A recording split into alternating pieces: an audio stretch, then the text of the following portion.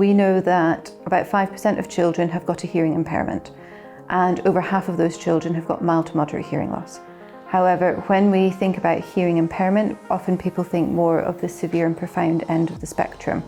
And there's quite a bit of research in that kind of end of the spectrum. However, when we think of mild to moderate hearing loss, there's very little research done there. And we know that these children are struggling at school, they're behind in their cognitive development, but we don't know why.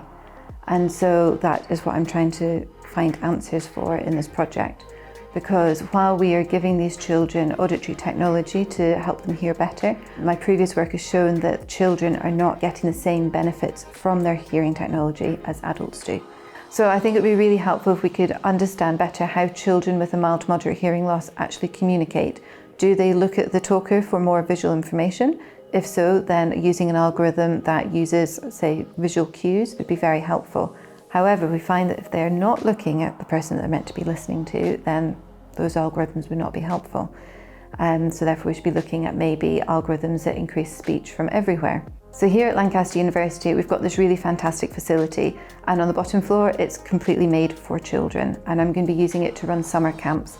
We're going to have a room made up as a classroom where they can come and interact with the teacher and do school-based tasks while we are doing research about how they're listening. We're going to be doing questionnaires across the UK to see what kind of auditory technology children are using.